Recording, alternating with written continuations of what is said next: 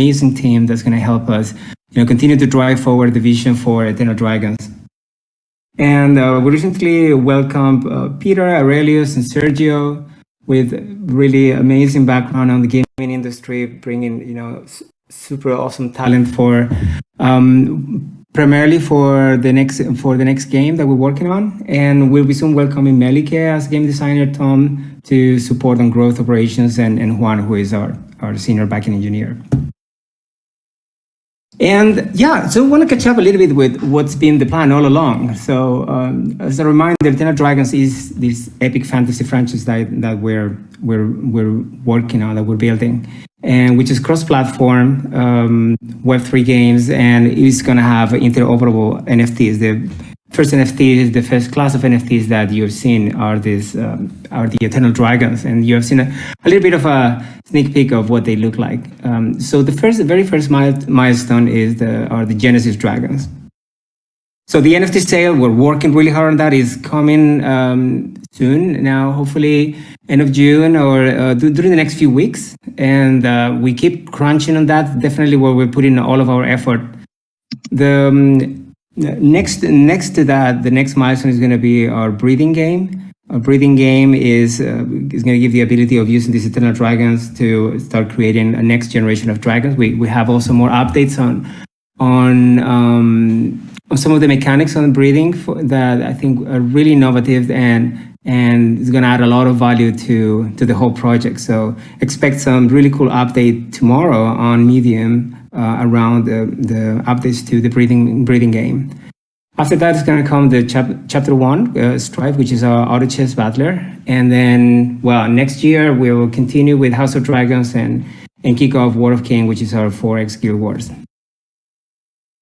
So with that plan, we essentially communicated that on March, if you remember. And it went really well. We were really happy with all the support we got from the community, with all the support that we got from investors, from the press, from all sort of stakeholders and people in the space that thought that, wow, they really believe in the project just like we do. And again, we were really humbled with all the support that we got. So we presented our vision. We share our key assets in terms of giving you a sense of what we're working towards, what type of game, what the lore is about, what type of mechanics. We presented, of course, the white paper with all the details that you probably have seen, and the team and our roadmap going forward, right? We launched our social platforms, and I think that worked really, really well. And especially it's given us the opportunity to connect with you, with the community, to receive feedback, to share our excitement, and to get your input, your contributions, which has been, honestly, this has been the best part of this journey, has been our opportunity to engage with the community. Really, really great. And some of the technical milestones that happened too, that were part of those months just right after we launched, was enabling Quest and wallet login, which allowed us to continue to drive forward the growth and give opportunities for engagement of the community to to contribute and to participate, and we can start already lining up who do we believe we have the best connection and could be the best supporters of the project and should have whitelists. So for us, quality is above everything, and that includes the community. So we haven't rushed of growing the community artificially. For us, it's been really focused on bringing people that genuinely trust us, believe us, and we will do our part, because that's really our core mission, to achieve the vision of the Eternal Dragons, together with the support of the community. So it's a partnership, right? And yeah, we've been really glad to celebrate that we have achieved amazing milestones, like our number of Twitter followers, and in Discord. It's been very steady. It's organic, and especially what I care the most, that the health of the community, the quality, based on what we have seen, it's been really great. So fantastic to see the engagement, the quality of the art that's been presented, and just having fun, seeing the community having fun. We enjoyed it ourselves. It's part of our daily ritual to spend time in Discord and learn what's new and what are the latest, submissions. And we feel really connected with all of you every day as we're developing this project and moving forward. So what was really great during this period is that we end up topping the engagement rankings.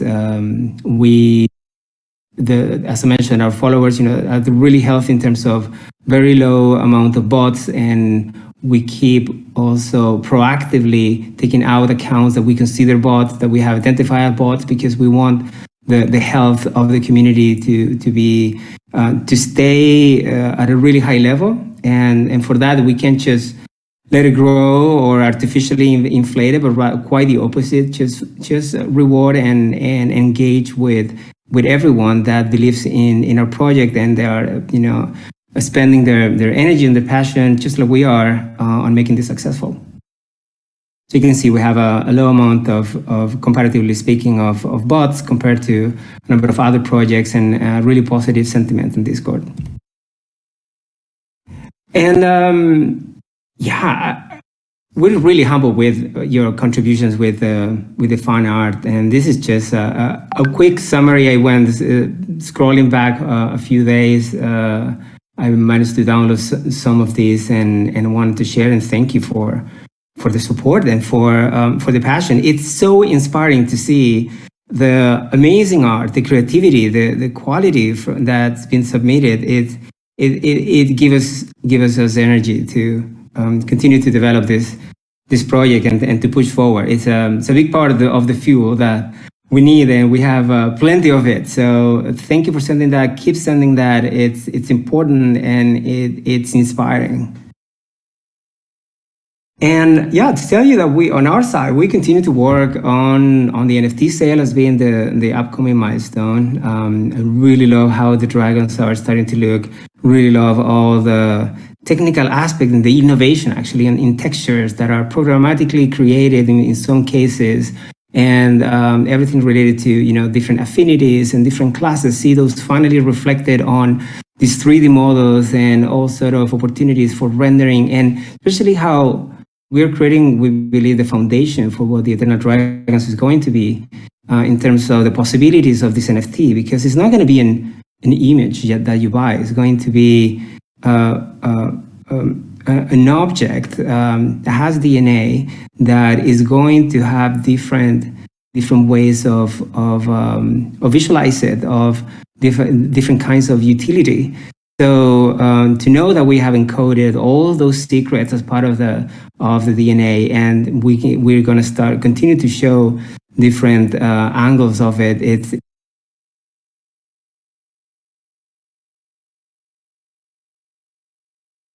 as we develop it in terms of videos and cinematics and gestures and objects and utility in general, for the first game and for the next games and for many other opportunities that we have in our mind. So again, we are head down working on this, and it's been rewarding to see the progress and the quality that we believe it's at the level where we want it to be, even though we're working on stretched timelines but we're doing our best to make this happen. This is some examples of what the 3D model looks like, of different patterns that are possible given the infrastructure that we have created for the NFT side.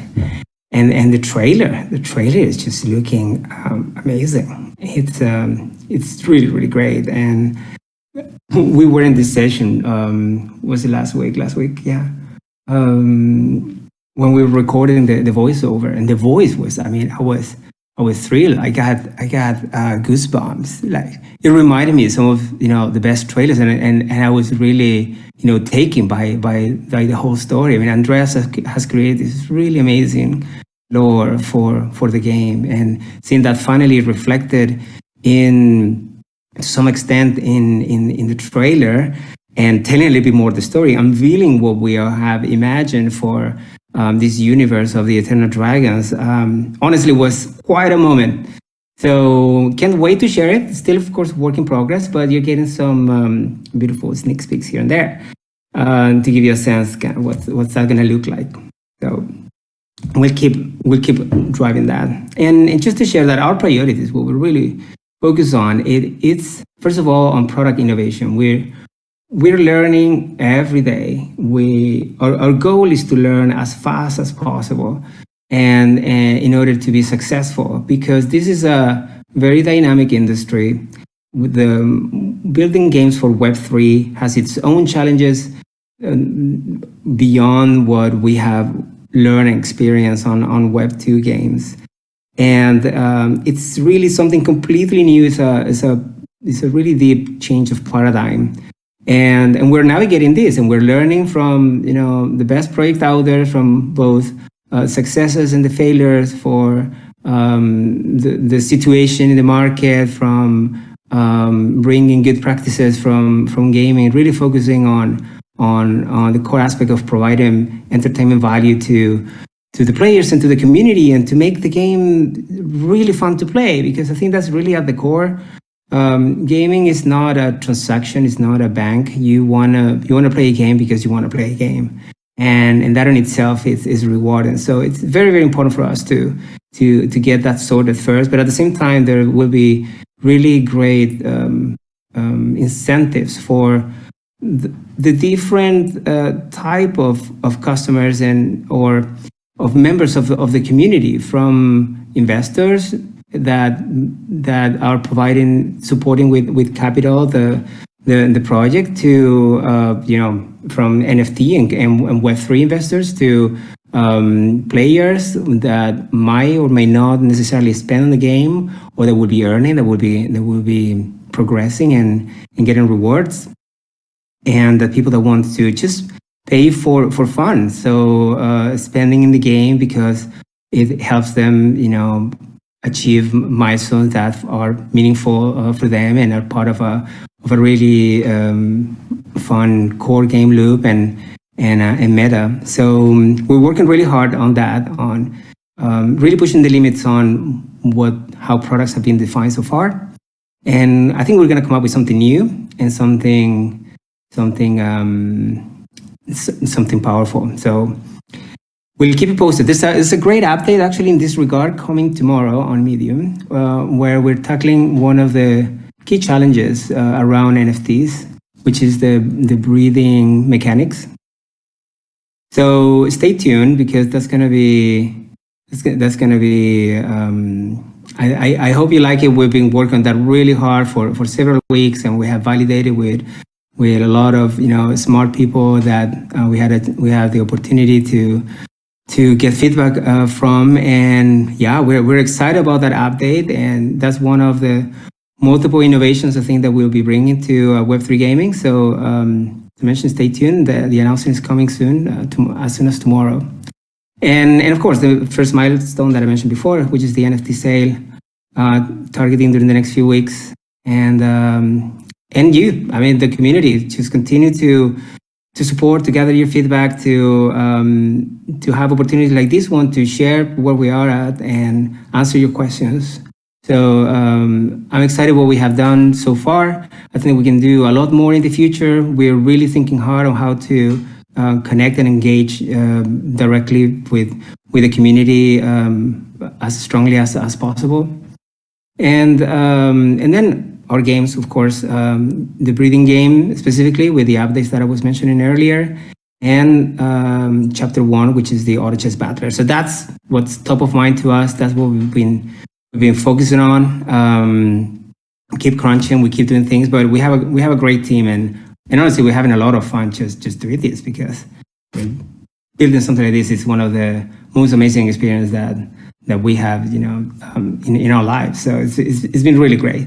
So glad to have this chance of talking to you and sharing this. We have a sneak peek to share, which is one of the latest renders from the dragons. So here it is. And it's this beautiful, beautiful dragon. You'll have to guess the class. and look at that welding and those ornaments. I honestly was so impressed how real the look, the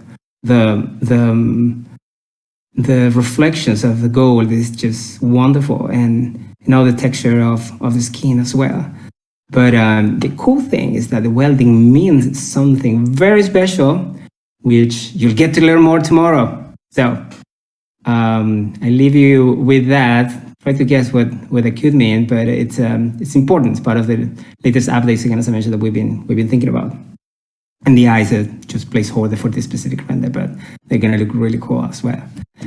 So that is the sneak peek, and we have Francisco, also known as the Timeless Dragon, to share the community part of his update. So please, Francisco, if you can go ahead, I'll be happy to walk through the slides, or actually I think it's probably better that you share your own screen. Okay, 1 second. Thank you for this, Alex. Really cool. I think the community is very happy about this. Let me share my screen quickly. Then I will continue. So first of all, I want to talk about collaborations. As you know, we are working with quite a few collaborations recently, and we want to do it continuously because we see the value it brings to us. However, our approach here is always quality over quantity, and we really appreciate the support from everyone here, from the community members that suggest partnerships, from the area managers that bring like the high level partnerships. I just talked with Cody this morning. Shout out to him. And of course the moderators that are working on all the tickets that we are working. Anyways, I really want to shout out to everyone participating here, supporting us. Really, really cool. And also it's a nice way for us to give back these collaborations, because sometimes we can get whitelist or other things from other partners, which we then can give back to our community. So I think it's a very nice thing for everyone involved. Then what I want to talk to you about is the community council, which we introduced around 2 or 3 weeks ago. I think it's super cool that we can, with the suggestion made by Alex, by the way, include the community in the decision process. So the process as follows: we select community members, or the community actually selects the council members, and then they have voting rights for 1 month. And every 2 weeks, we will decide on a set of questions that are asked to the council members, and they get to vote on it. And finally, this AMA is actually initiated by the council, and I'm looking forward to have a new session next week. And we want to develop this much further, actually. So yeah, thank you for everyone participating here. And then last but not least, I want to talk about game nights. So far, the feedback has been incredible. The last game night was so much fun. Also, thanks to Kristen and Thomas for organizing this. We have a really good participation, and I think you enjoyed quite a lot from the feedback we got. The poker tournament for tomorrow, we already have 200 registered players, so the first tournament is already full. We are thinking about opening a second one, actually, to make sure everybody of you can participate. And yeah, it's just very important for us to connect with the community. Tomorrow we also have 𝐂𝐥𝐢𝐜 playing and Arias, and maybe we can even convince Bertrand, our CTO, to join. Yeah, that's it from my side. And now we will continue with the AMA.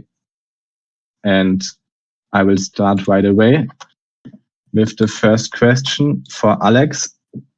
Alex, are you here? Yes, here. Okay, amazing. Perfect. Good, then I will stop screen sharing as we don't need it anymore. And then we can start. Okay, perfect. Yeah, so the first question.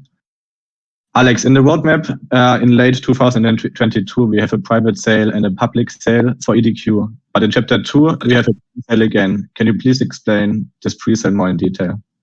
Yeah, so about the pre-sale, so we were actually meaning different kind of pre-sale. What happens is that for upcoming games, we are going to have new classes of NFTs. So now, and we have, go into quite some detail already on the Dragons NFTs. But there will be more. There will be new types of NFTs. So there's going to be a pre-sale for those as well. So you can leave your imagination and see what that could be like. But we have some something pretty cool planned. And yeah, when the moment comes, there's going to be a preset for those assets as well. Okay, perfect. Thanks a lot, Alex. Then I will continue with question 2. Markets may go down, trends may change, but one thing is for sure, the only projects that retain tangible value are those that have a product. A brand is not a product. Usually brands are built around a core product. What is the core product that the team is building? Right. I appreciate the rationale here. The fact is, and also considering, you know, our background at King and other gaming companies, what we're building here is an IP, right? And that comprises, of course, the brand. But in this case, we have imagined a universe, right, with rich lore, with you know, high quality lore, high quality graphics, and a vision of what this universe looks like. And as part of that, we have envisioned and we're working on multiple games. Well, we're starting with the first game, of course. But what we're creating is this set of games, these multiple games of the Eternal Dragons universe. So I wanted to say that what we're building is really the IP. Now, to the question, what is the product? We're building product by product, right? So the first one is an auto chess battler. We have a larger vision of what the bigger projects are going to look like. I'm going to feel like when we get to the city building game, when we get especially to the 4X game. So those are really ambitious visions. But what's really critical for us, and these are some of the learnings that we have taken from the free-to-play experience, is that it's very important to learn and to iterate. So essentially, we're creating this MVP, this minimum viable product that encompasses Web3 aspects and blockchain functionality with a core loop and a game with, you know, IP and user acquisition. So essentially, all the components that we think are important for a Web3 game packaged in this very first game, so that we can take the learnings and iterate and make sure that we apply those into the expansion of that, into the next product. And I'll tell you, I mean, on our experience, you know, sometimes we hit and sometimes we miss, but it's part of the process. And what's important is that we have a vision that it's inspiring, and we'll continue to iterate towards that. So the games are at the center. We want the community to enjoy them and to have a lot of fun and to come back to play. But the opportunity on Web3 is that it's so much more than that. So that's what we're testing. That's what we're working on. So hopefully that answers the question. But we're definitely building specific products and games.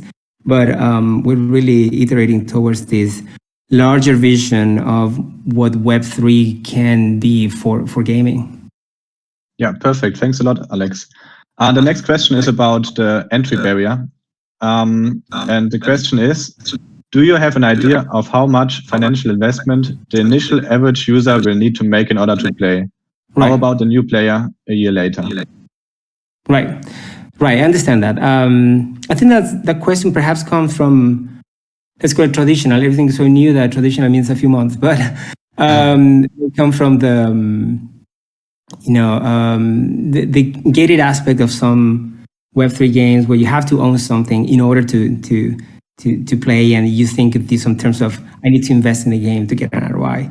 That's not really true in our vision, because we are building free-to-play games, and there's gonna have a layer that will allow to invest for sure, and it's gonna come, you know, with benefits and opportunities, and it's gonna be exciting for investors. But at a core level, we want everyone to be able to play a game just like they do from free-to-play today across platforms in this case.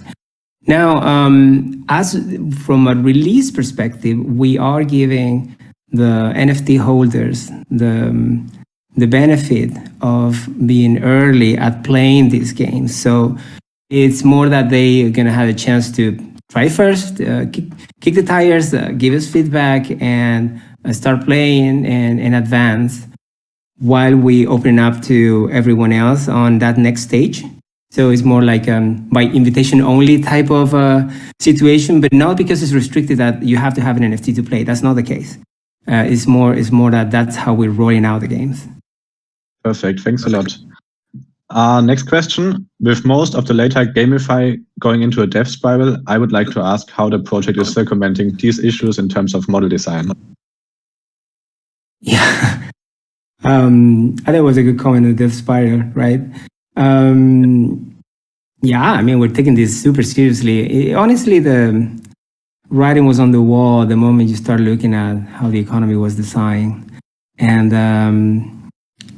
short, I think that there's been a lot of analysis and deconstruction of these games, of why they peak real quick, and after that it's just become unsustainable. And essentially, if you're one of the lucky ones that enter early and get out fast and make a profit, everyone else didn't. And I think that's really worrying and damaging for the whole industry. And for us, is absolutely fundamental that this is sustainable. So we put a lot of thinking, a lot of effort on levers, on design to make this game sustainable in the long term. We are here for building a franchise on Web3. Hopefully we span decades, many, and we're starting right now.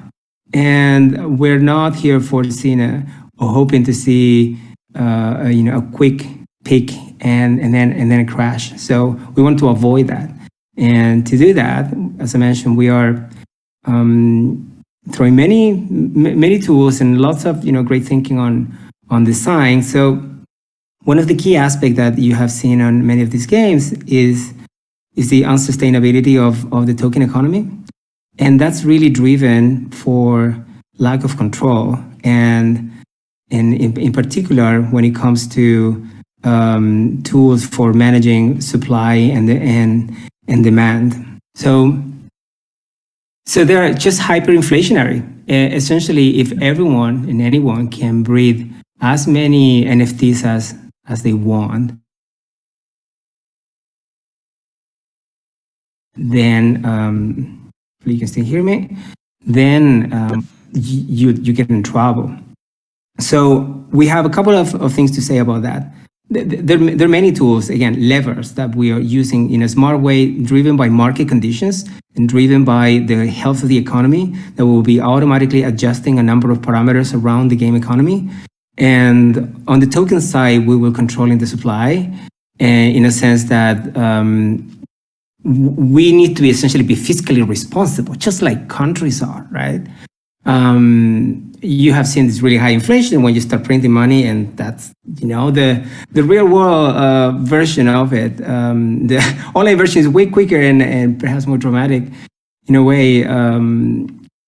So being fiscally responsible is important, which means that you can only use what you earn. So if the game is essentially earning enough and it can only distribute percentage associated to that, and no more, because you want to essentially grow in a sustainable way. So there's aspect about prioritizing certain kind of players that we believe will be healthy for the mix, for making the economy work well together. And then there are aspects, especially on the breeding side, that also are related to being able to manage the growth of the overall population of NFTs, and having merge mechanics that allow us to also take out of the supply. So controlling the supply is absolutely crucial. So maybe I'm giving way too many hints, but tomorrow is something really cool that we're going to share that will expand on one of the tools that we are applying for sustainable growth. But just so you know, sustainability is at the core of what we're doing in terms of game design. So rest assured, we put in all of our efforts to enable that. Thanks a lot. Great answer for sure for the community. The next question is regarding the land sale. So the question is as follows: when will the land sale be, and can you tell us more about it? Well, you probably get a hint by looking at the kind of games we have on the roadmap, right? So when we're talking about chapter 2, which is a city building game, well, get what you need for building a city. So you could expect it by then, you can imagine. And yeah, we're working hard on getting to the point where we can invest more on that milestone. We're really focused on chapter 1 right now, as you can imagine. But we expanded the team. We're well funded, and we have a solid plan to deliver on that. So the moment will come, and you can revert to our roadmap for more specific, and we'll keep that updated. And Perfect. what was the other question? Oh, no, that was it. Yes. Yeah, thank you. Next question is, do you have a plan to make a video trailer for the game? I really like your team, but similar products haven't convinced me. I need something really detailed now. Well, I hope you really like our product. We'll be happy to tell you everything about it. No, I honestly, it's looking so good, and I know I'm biased, you could say, but I love it. It's just great. And when it comes to a trailer, sure, we are having a cinematic trailer first, so it's not in-game trailer yet. But when we have the alpha released, we will have that in-game trailer as well. So expect more awesome trailers with cool music and with really showing you the gameplay and why we believe it's going to be so much fun to play. So it's going to be my favorite game, unsurprisingly perhaps, but I know it because I know the really cool design and that we're putting behind it. Perfect. Thank you, Alex. Okay, next question is one that came up quite a bit in the last few weeks by the community. What will you do if Solana is congested? Is there any backup plan for those times? Hopefully Solana gets fixed with TX spam by time. Right. What do you mean Solana congested? Just kidding. I know it's been a challenge. We've been, like everyone, of course, monitoring the situation, and we have seen, of course, the outages they've been having, and we have a really close relationship with Solana. They really have a fantastic team, really supportive, available, and we have gone in depth to learn everything about it. We really like their team because they move fast. Sometimes they break things, but at the same time, the level of innovation is one of the things that we have benefited from. Aspects like extensibility on our NFTs, which is part of our vision and part of the really cool things that we're working on. It's enabled by that.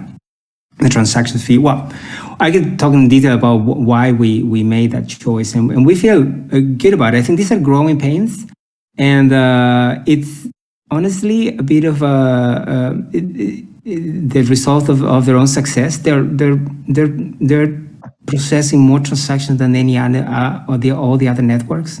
And the transactions are essentially really low cost, if not free. So that's a big part of it, right? So you can just hit it because you don't have to pay. And they have this parallel transaction. When you have parallel transaction, you come with a whole level of different challenges, and they're dealing with that. And I think they have dealt with that very professionally, and it's definitely top of their priorities. So out of recent conversation we had with them, the congestion was because of botting. So, and you can't blame the bots. I mean, they're trying to find opportunities there of arbitrage, of snapping some cool NFT. I mean, why not? You would say, and because the transaction against are very cheap, if not free, you can just do it. And so certain projects that got a lot of attention got a lot of bot attention as well. And that congested the transaction. Their transaction, they don't work as in, you make a transaction, then you wait and eventually gets resolved, but rather they have timeouts. Like if it doesn't get sorted on X amount of time, you know that it failed. So then you can try again. And I think that's very much like what you would expect on applications that are congested, instead of just queuing it for undetermined amount of time in the future. So themselves, they're definitely working on sorting this out. They have a couple of blog posts that they describe in more detail about the mitigating of the reports. There's some changes on transition of the UDP protocol to Quick, of possibility of staking SOL, of they have different queues for different applications, so even the ability to pay, to prioritize your transactions. They have some really cool ideas, and they've been sharing those with the community. On our side, we've been monitoring. We feel pretty confident on how things are working already and how they're going to look for for the moment when we go minting. And so there are two things we're doing. There's going to be a small fee associated to minting, which this is all on the works. So don't quote me when the moment comes. So I'm giving you the latest here. But the idea is that if you're a bot and you want to give us money, well, we'll take it. But that's kind of what's going to happen if you start botting this process. And two, we want to add a layer of comfort and monitoring and retry logic between us and Solana in this case, so that you don't have to be clicking and clicking and clicking to retry.